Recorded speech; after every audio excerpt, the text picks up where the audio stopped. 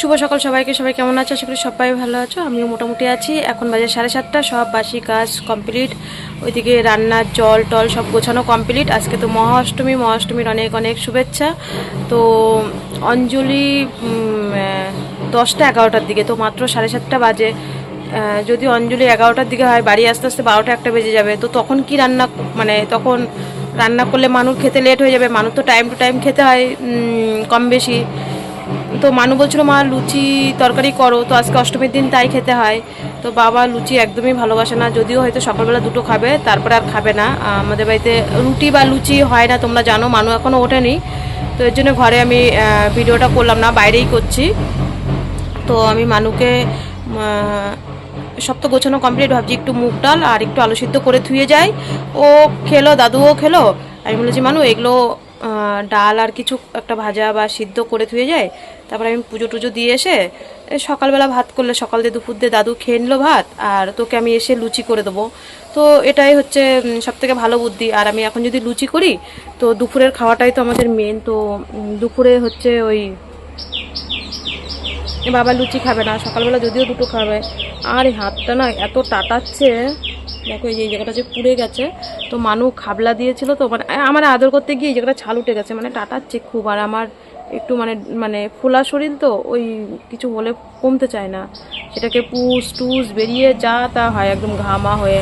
তো যাই হোক, ভিডিওটা কন্টিনিউ দেখতে থাকো, আশা করি ভালো লাগবে। তো যাই আগে একটু রান্না করে নিই, বাবাকে চা দিয়ে রান্না করে নিই, ডাল আর একটা কিছু করে ধুয়ে যাবো, পুজো দিতে যাব। তারপরে এসে ধীরে সুস্থে আমি বলেছি আমি লুচি তরকারি করে দেবো, তুই সারাদিন ধরে খাবি। আর যদি দুপুরবেলা করে রাখি, দুপুরবেলা দিয়ে বিকাল দিয়ে সন্ধ্যে দিয়েও খেতে লাগলো। তো এটাই হচ্ছে কথা। কাজ শুরু করে দিই, মানে কাজ তো সেই উঠেছি জানো, একবার ঘুম ভেঙে গেছে আমার তখন। মানে আজকে পুজো, একটা চিন্তা থাকে মাথায়। তখন দেখি 2:20 বাজে, উঠে গেছি। উঠে ভাবছি মনে হয়তো ভোর 4টে হয়ে গেছে, ভেবেছি যে 4টের দিকে উঠে তাড়াতাড়ি সব কাজ মাস সেরে রান্না করে ফেলবো, পুজো তো। তো তখন দেখি 2:20 বাজে, আবার গিয়ে তারপরে শুয়েছি। আমি কই মা 2:20 বাজে মাত্র। তারপরে 5টার সময় উঠেছি, উঠে সব কাজ, শুধু বাসি নাইটিটা ধোবো, ধুলেই হয়ে যাবে। তাছাড়া সব কমপ্লিট, একদম পরিষ্কার পরিচ্ছন্ন, রান্নাঘর লেপে গ্যাস ম্যাস পরিষ্কার করে সব করে রেখে দিয়েছি। তো যাই তাহলে। তোমাদের সাথে কথা বলে বাবার থেকে চায়ের কাপটা নিয়ে আসলাম। এক পাশে চা বসিয়ে দিলাম, আর এক পাশে ভাত। তো মানুকে ডেকে দিলাম যে ওট কি খাবি? ও বলছে আমি কিছু খাবো না, আমি থাকবো উপাস। আমি বললাম আজকে তো মঙ্গলবার, আজকে তোর ওষুধ বেশি, উপাস থাকলে হবে না। তো ঠিক আছে, অঞ্জলি তো অনেক লেটে, তো তুই ভোগটা তাহলে প্রথমে দিয়ে আসিস ঠাকুরের, তারপরে নাই এসে খেয়ে নিস, তারপরে নাই আমি যাব অঞ্জলি দিতে। বলছে না আমি অঞ্জলি অবধি থাকবো। আমি বললাম এত বেলা অবধি না খেয়ে থাকতে পারবি? অঞ্জলি দিতে দিতে প্রায় 12টা 12:30 বেজে যাবে। তো যেই কথা সেই কাজই, 12:30 বেজে গেছিলো। তো এইদিকে একটু পটল কেটে নিলাম আর একটু আলু কেটে নিয়েছি, ওগুলো ভাজবো আর একটু মুগ ডাল করব।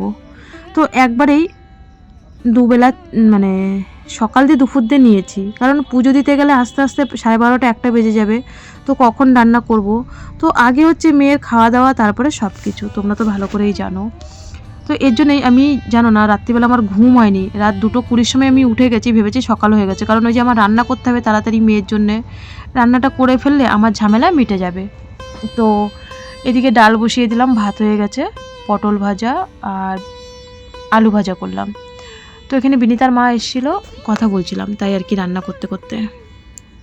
ওই বিনিতা ঠাকুর দেখতে যাবে, তো ওর বাবার কাছে না, হ্যাঁ ফোন করতে এসেছিলো, তা আমি আর কি বিনিতার মার সাথে একটু কথা বলছিলাম, কোথায় যাবি ঠাকুর দেখতে, কী বৃত্তান্ত, তাই। তো এদিকে মোটামুটি রান্না হয়ে গেছে, ডালটা শুধু সোমবার দেবো, ব্যাস তাহলেই রান্না কমপ্লিট। রাস্তায় অনেকক্ষণ ধরে সবাইকেই খুঁজছিলাম যে কেউ মানে ভোগ আনতে যায় কি না বাজারে, তো কাউকে সেরকমভাবে পাচ্ছি না। তো বাবাকে বললাম তুমিই যাও, আমি দোকান দেখছি, কারণ আজকে অষ্টমী, দোকানে ময়দা তেল সব কিছু মানে একটু ভালো, সকাল থেকে ভীষণ পরিমাণে বেচাকেনা হচ্ছে।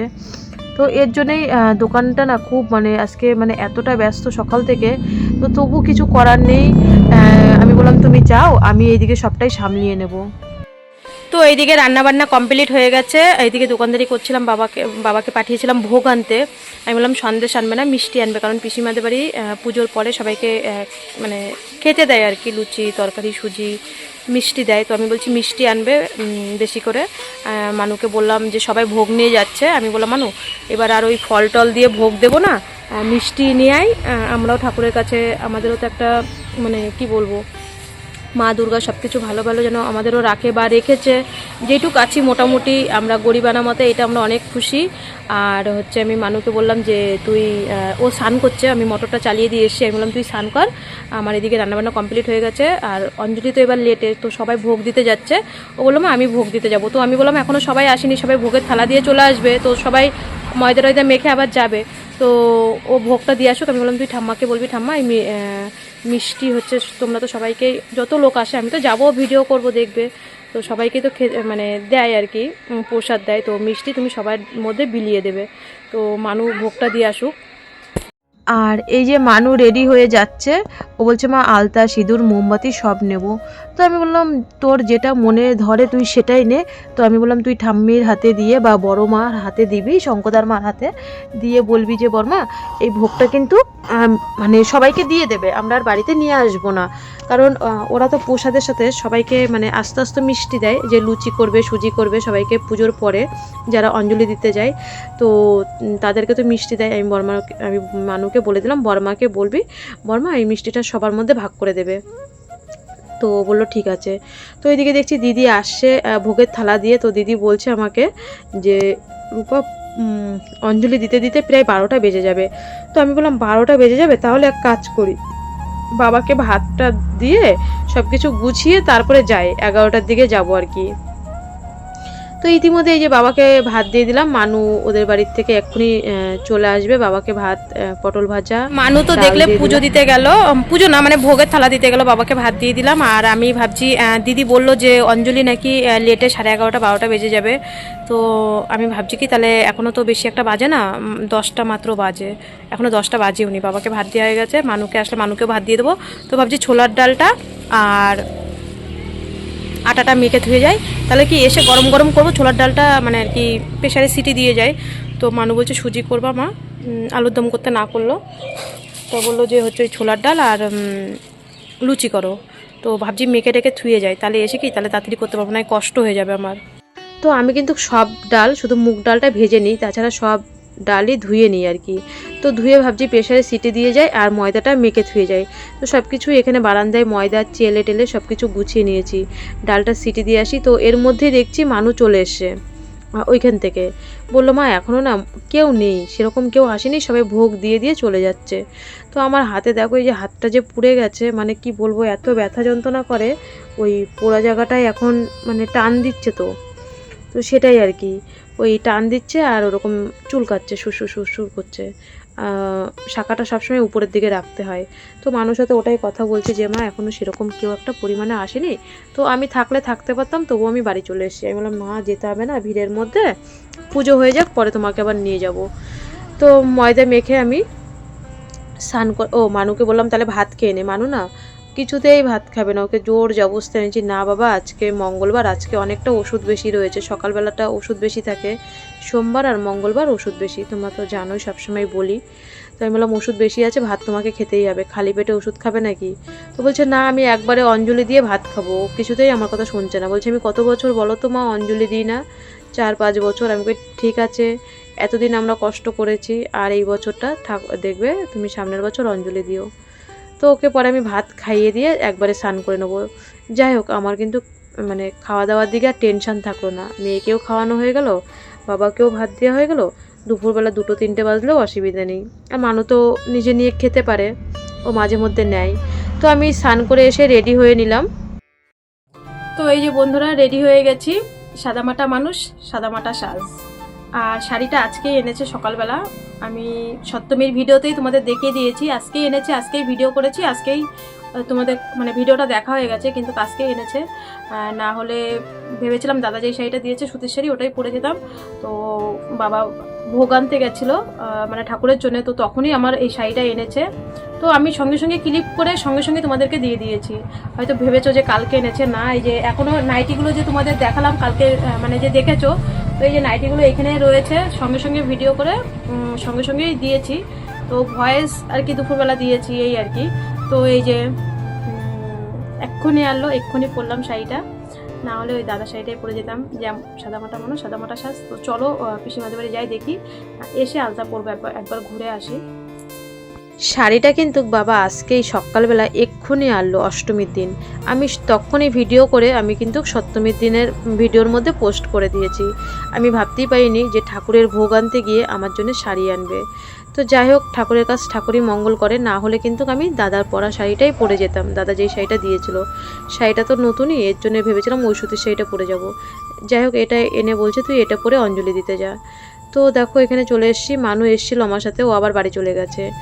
আর এই বছরটা লোক কম, কারণ হচ্ছে এই যে বিনীতারা, মানে ওরা কর আর কি, কর বংশ, তো ওদের অনেক বড় পরিবার। ও কালো সুজোর ঠাম্মা মারা গেছে, তো এই দিক দিয়ে অনেকেই মারা গেছে বলে, যেমন এই যে বাবুল কাকা মারা গেল মাত্র, মানে পিসিমার ভাই, তো ওই দিক দিয়ে অনেকেই মারা গেছে। তো এর জন্যেই এইবার লোকজনটা দেখছি খুবই কম, সবাই বলছে। তো আমি আসার সঙ্গে সঙ্গে সবাই আমাকে জিজ্ঞাসা করছে মেয়ে কোথায়, মেয়ে কোথায়, মেয়ে আসলো না। আমি বললাম মেয়ে এখন আসবে না, মেয়ে পরে আসবে। তো আমি এসে বেশিক্ষণ বসিনি, এই 20-30 মিনিট মতন পুজো দেখলাম। পুজো হতে হতে এবার আমাদের অঞ্জলি দিতে হবে। চন্দনের ফোঁটা, সিঁদুরের ফোঁটা সব কপালে দিয়ে দিল, তারপরে শান্তির জল দিল, তারপরে এইদিকে এখন আমরা হচ্ছে অঞ্জলির জন্য ফুল দেওয়া হচ্ছে আর কি।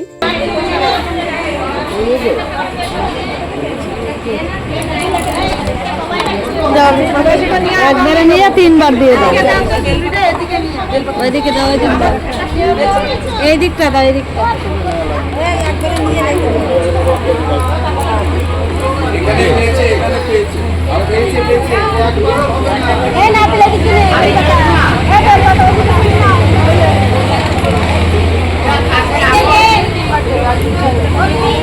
সত্যি কথা বলতে এই দিনটা আমি অনেকটা বছর পরে উপভোগ করছি।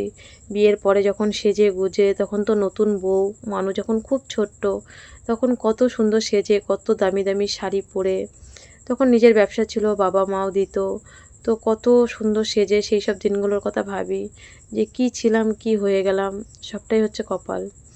তো যাই হোক, মনের কষ্ট মনে রেখে সামনের দিকে এগিয়ে যেতে হবে, সব কিছু আবার নতুন করে তৈরি করতে হবে। তো আমরা এখানে অঞ্জলি দিলাম।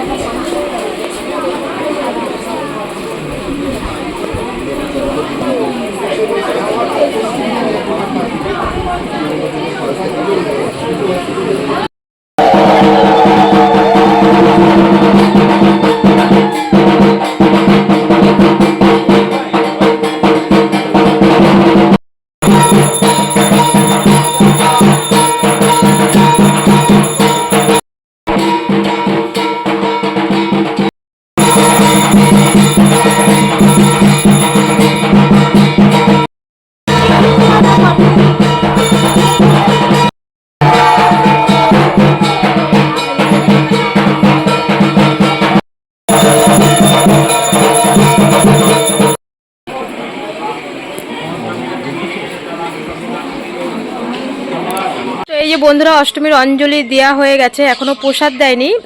তো মন্ত্র পাঠ হচ্ছে। তো মানু আমাকে ফোন করলো, তো আমি আবার বাড়ি আসলাম। মানুকে সবাই দেখতে চাচ্ছে। জনা জেঠুর বউ বলছে মানু আসলো না, যে দিদি এত ভিড়।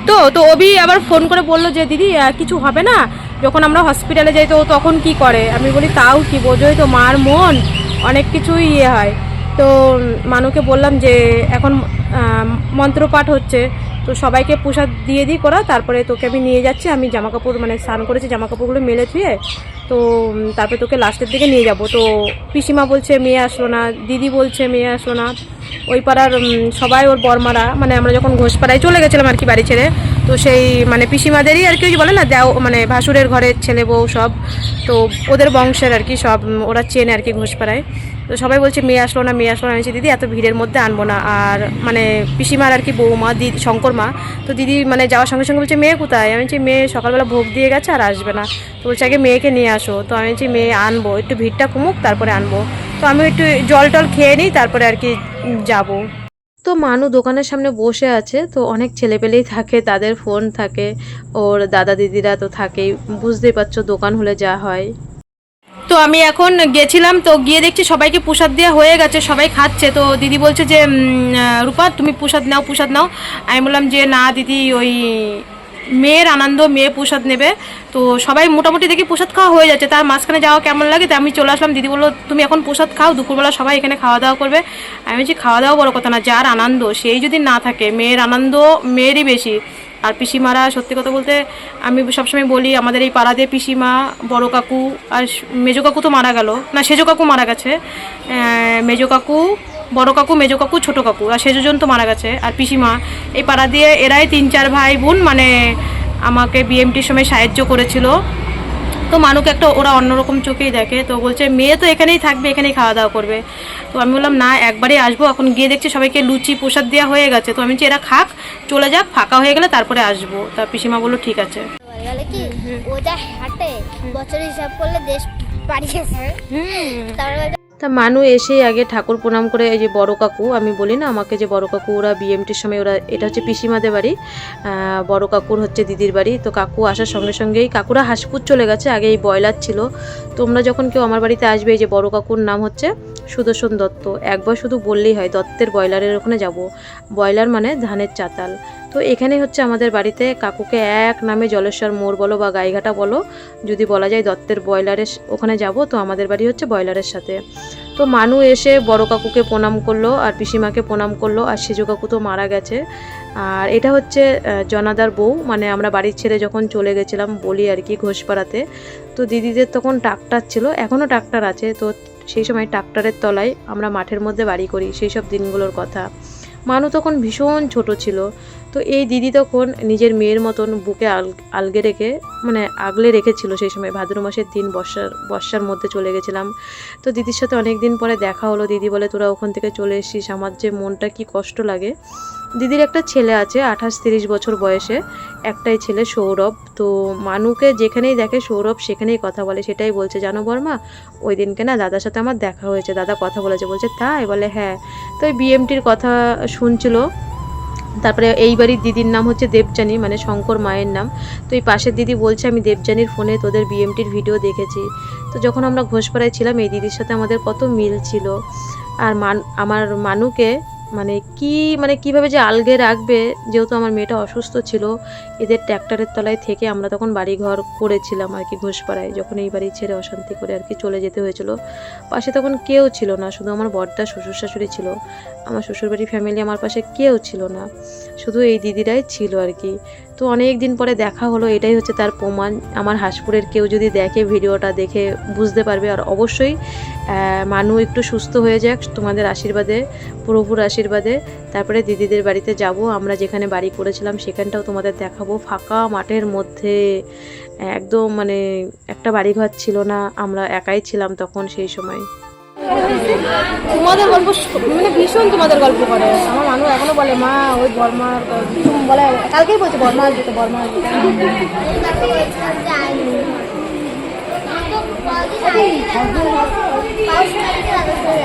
তো যাই হোক, এই যে আমরা প্রসাদ খেয়ে দিদির সাথে অনেকক্ষণ গল্প করে চলে এসেছি। তার মধ্যে দুপুরবেলা আবার একটু বৃষ্টিও হয়ে গেছে, আর ভিডিও করিনি। তো বৃষ্টি যেহেতু হয়েছে, আমি এসে ভিডিও পোস্ট করে একটু শুয়েছিলাম। তারপরে রাস্তায়ও ছিলাম, আমার জায়েরা সব আর কি ঘুরতে টুরতে যাচ্ছিলো, তো রাস্তায় ছিলাম, মানে অনেকক্ষণ রাস্তায় গল্প টল্প করে এসে। তো মানুষ সন্ধ্যেবেলা বলছে যে আমার খিদে পেয়েছে মা, তখন তো লুচি করিনি, আটাটা মাখা রয়েছে আর ছোলার ডালটা করা রয়েছে।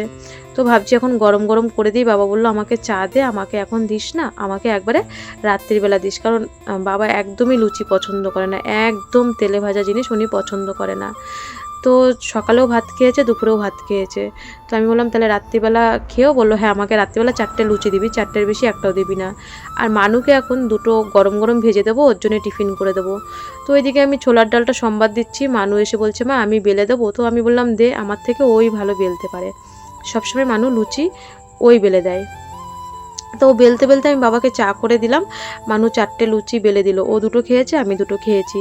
তো খাওয়া দাওয়ার পরে মানু বলছে মা আমি না একটু শঙ্কর দাদাদের বাড়িতে যাব, যেহেতু একটু বৃষ্টি হয়েছে, সেরকম একটা লোকও নেই, আর ওদের বাড়ি সেরকম একটা মানে আর কি সন্ধ্যের দিকে লোকটা কম হয়, ক্লাবের পুজোতেই কিন্তু বেশি লোক হয়, এটা তো বাড়ির পুজো। তো মানু এদিকে 2টো লুচি খেয়ে চলে গেল পুজো মণ্ডপে, আর আমি এদিকে ঘরের জামা কাপড় ছিল, 2 দিনকার জামা কাপড় গোছাতে হবে।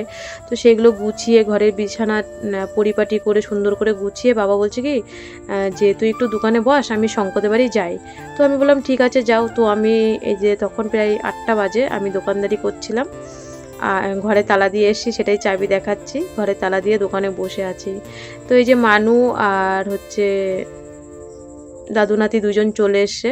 তারপরে রাত্রিবেলা খাওয়া দাওয়া করলাম লুচি তরকারি। তো বন্ধুরা অনেকক্ষণ আগেই খাওয়া দাওয়া কমপ্লিট হয়ে গেছে, লুচি আর ছোলার ডাল। মানু ওই মাশরুমগুলো কাটছে, ওর বান্ধবী রানী দিয়েছিল কালকে, তো ওইগুলো কাটছে। আজকে তো নিরামিষ, পেঁয়াজ রসুন দেবো না, তো বলছে মা আনছি কালকে মাংস আনা হবে, তা হচ্ছে তুই আজকে আবার এইগুলো এখনও কাটলো, বললো এগুলো আমাকে সকালবেলা করে দেবে, না খেলে তো নষ্ট হয়ে যাবে।